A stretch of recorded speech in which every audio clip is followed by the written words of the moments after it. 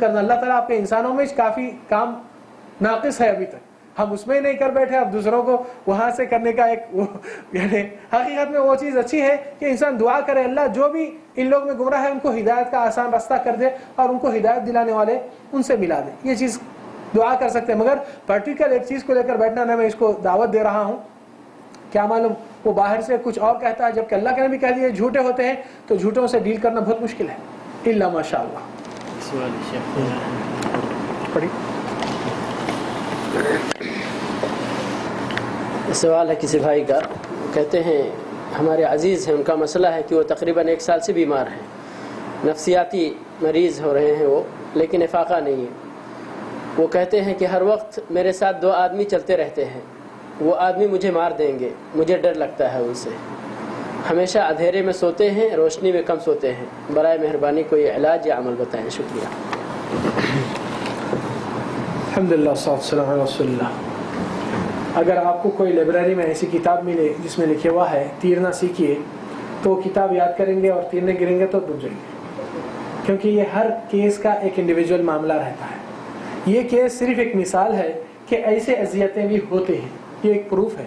اور کافی لوگ اپنے مسائل اور وہ امانت رہتی ہے, کیونکہ عام منظر میں میری عادت نہیں کہ ایک کا میٹر سب کے سامنے لاؤں, ہر کوئی کی اپنی زندگی کی ایک امانت رہتی ہے.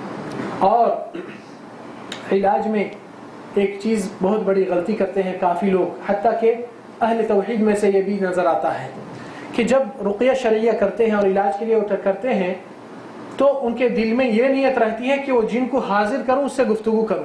یہ جائز نہیں ہے, حرام ہے. یہ میں نے کہہ رہا ہوں, یہ شرعی اصول ہے قرآن کے اور سنت کے, کیونکہ اللہ سبحانہ وتعالیٰ قرآن مجید میں فرماتے ہیں ان الشیطان لکم عدو فاتخذوہ عدوا, شیطان آپ کا دشمن ہے تو اس کو دشمنی کا رشتہ اس سے قائم جڑا کر رکھیے. نبی صلی اللہ علیہ وسلم حدیث میں فرماتے ہیں لا تتمنوا لقاء العدو, دشمن کی ملاقات تمنا نہیں کرنا چاہیے آپ کو. اگر آمنا سامنا ہوا اتفاق سے تو صبر سے کام لیجیے. تو جو لوگ یہ نیت سے پڑھتے ہیں نہیں اس کو حاضر کر کے اس کو بلاؤں گا, وہ اس کی بات جھوٹی ہے, اس کو کیا مانتے ہیں. اور یہ حاضر کرنا لوگ کے سامنے ایک فتنہ پیدا کرنے والی بات ہے, کیونکہ وہ ٹوٹنے کے وقت یا نکلنے کے وقت یا دھوکہ دینے کے وقت آپس میں اور دوسرے فساد, ان کے نام جو خاندان میں اچھے مل کے جھلتے رہتے ہیں ان کے آپس میں درار اور فساد ڈالنے کے لیے کم نہیں. کم سمجھ والے اس بات کو یقین کر لیتے ہیں, جبکہ اللہ کے نبی کہتے ہیں یہ جھوٹے ہوتے ہیں, مگر یہ علم سب کے پاس نہیں, تو بعض لوگ کے لیے ایک فتنہ اور آزمائش بن جاتی ہے. تو ہم یہ دعات کو بھی کہتے ہیں کہ جب بھی علاج کے لیے رقیہ پڑھتے ہیں یا دعا پڑھتے ہیں, رقیہ کا معنی یعنی قرآن اور سنت کے دعائیں, رقیہ شرعیہ اس کو کہتے ہیں, کیونکہ نبی صلی اللہ علیہ وسلم فرمائے العلاج فی ثلاثہ, علاج اگر کہا جا سکتا ہے تو 3 چیز میں کامیاب ہے. آپ صلی اللہ علیہ وسلم الرقیہ, رقیہ یعنی قرآن اور سنت کے دعائیں پڑھ کے پھونکنے سے, شربت عسل شہد میں, حبۃ سودا میں ایک روایت ہے, اور ایک روایت میں والکی, پہلے کے زمانے میں چرکا دیتے تھے کچھ لوہے سے, مگر نبی صلی اللہ علیہ وسلم فرمائے وانا انہاکم, میں منع کرتا ہوں یہ چرکا دینے سے. یہ عادت بعض قبائل میں موجود ہے ابھی بھی, سوڈان میں اور مختلف جگہوں پہ بھی دیکھا جا سکتا ہے یہ چیز. تو کہنے کا مقصد یہ ہے کہ یہ چیز جو آپ کو نظر آ رہی ہے, آپ کے ساتھ وہ آ رہے ہیں, اور ایک دم دل میں ایک ایسی خوف آ جاتی ہے کہ بس اب میرے کو میری جان نکلنے والی ہے, مجھ سے کچھ ہو ہی نہیں سکتا, مجھے ایک دم خوف میں رکھا جاتا. تو سوال یہ ہے, آپ کو خیال یہی ڈالے جاتا ہے کہ آپ مرنے والے ہیں, آپ باہر نکلیں گے, آپ کی موت ہونے والی ہے, اس طریقے سے بٹھایا جاتا ہے. ایسے بہت کیسز آتے ہیں. سوال یہ ہے آپ کو یہ چیز کتنے مہینوں سے ہے, ہو سکتا 3 4 6 مہینے یا سال, یا کتنے 2 سال سے ہو رہے ہیں, 1 سال سے. 1 سال سے. تو 1 سال سے آپ کو موت کا خیال دیا جا رہا, آپ ابھی تک زندہ ہے ماشاءاللہ. اگر دشمن میں اتنی طاقت ہے مارنے کی, مارنے والا پہلے وقت میں مار کے ختم کر سکتا, مگر موت وہی دے گا جس نے آپ کو پیدا کیا, دوسرے نہیں دے سکتے. اور یہ دوسری چیز کہ یہ لوگ وسوسے اور دماغ میں یہ دباؤ ڈال کر انسان کو کمزور کرنا چاہتے ہیں عقلی طرح سے, دماغی مفلوج کرنے کے لیے. اور یہ وسوسے خیالات ہمیشہ نگیٹو آتے, پوزیٹو نہیں آتے, اور یہ شیطان کی چال ہے. یہ شخص کے لیے 3 نصیحتیں ہیں. پہلی چیز, قرآن کی تلاوت ہر ہفتے میں ایک قرآن ختم کرے, ہمیشہ وضو سے رہے, کان میں اذان دینے لگا جب بھی ایسی چیز محسوس ہوتی ہے, اور یہ چیز جو ان کو محسوس ہوتی ہے ساتھ میں آتی ہے, اس سے چیلنج لے, تم لوگ کیا کر سکتے کر کے بتائیے, میں اللہ کی مدد لے کر تمہارا خاتمہ کروں گا. اس طریقے سے پکا یقین سے اور اللہ تعالیٰ کی مدد ہر سجدے میں اللہ سے مدد طلب کیجیے. تہجد میں کم سے کم 2 رکعت کے لیے اٹھ کر اللہ سے مدد طلب کیجیے. اور یہ شخص کو چاہیے زیادہ کہ سونے سے قبل اور ہمیشہ وضو کی حالت میں رہے, اور سونے سے قبل دعائیں اور اذکار پڑھ کے, اور اپنے آپ کو ہمیشہ سونے کے وقت کی دعائیں بہت اہمیت کے ہے, خاص طور سے سورہ فاتحہ اور آمن الرسول و آیت الکرسی اور فلق ناس.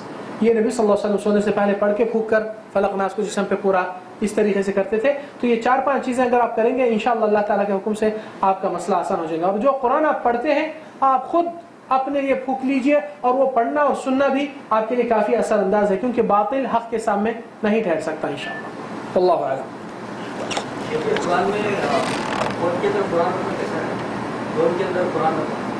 فون کے اندر اچھا, سوال یہ ہے کہ موبائل میں فون کو بعض لوگ ریکارڈ کر کے رکھ لیتے ہیں, تو کیا یہ جائز ہے یا نہیں؟ پہلی چیز, وسائل یعنی استعمال کرنے کے طریقے مقاصد سے تعلق رکھتے ہیں. کہ آپ قرآن کیوں رکھیں؟ اس کی جگہ گانا بھی آتا ہے, بعض لوگ گانے رکھتے ہیں, بعض لوگ موویز بھی رکھتے ہیں, بعض لوگ اس سے زیادہ بھی رکھتے ہیں. آپ کس مقصد سے رکھیں؟ آپ کی نیت یہی ہے کہ جب بھی مجھے ٹائم ملے اللہ کے کلام سے میں جڑوں, تو آپ کی نیت کے اوپر آپ کا مسئلہ آسان ہے. اگر کوئی قرآن پوری بھر کے رکھتا ہے, ایک غلط چیز بھی نہیں اس کے موبائل میں, مگر اس کی نیت یہ ہے کہ سب لوگ میرا موبائل دیکھے کہے کہ یہ قرآن والا ہے, تو وہیں عمل ضائع ہو جاتا ہے.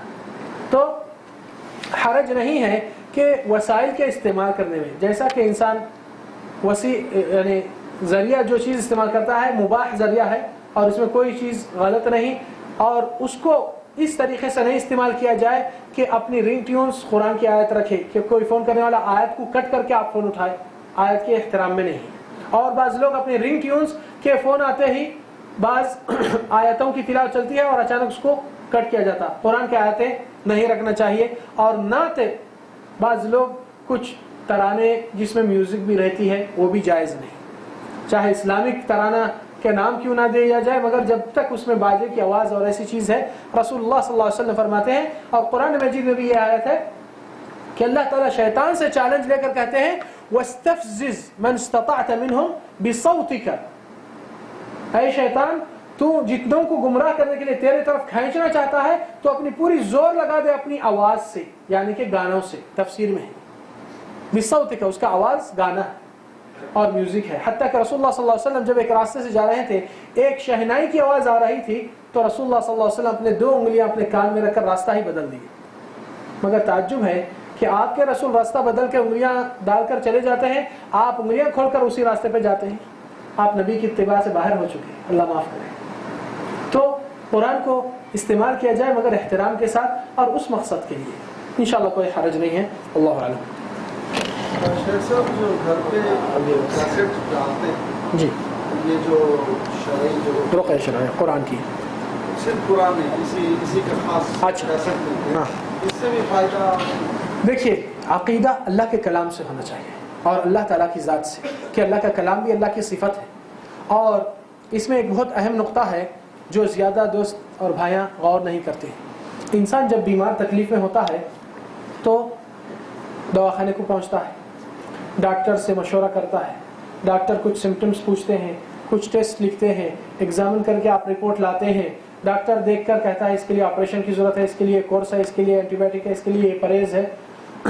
پھر آپ وہ دوا جا کر خریدتے ہیں, اس لیے نہیں خریدتے ہیں کہ وہ کوئی لذیذ اور ذائقہ اچھا ہے دوا کا, نہیں, کیونکہ آپ تکلیف سے نجات اور شفا کو پہنچنا چاہ رہے ہیں, تکلیف سے چھٹکارا پانا چاہ رہے ہیں. تو کتنے ذریعے لیے, ڈاکٹر, دواخانہ, ٹیسٹ, رپورٹ, پھر دوا, اور اس کے بعد ہو سکتا ہے یہ دوا آپ کو شفا تک پہنچ جائے اور ہو سکتا یہ دوا آپ کو شفا تک نہیں پہنچ پائے.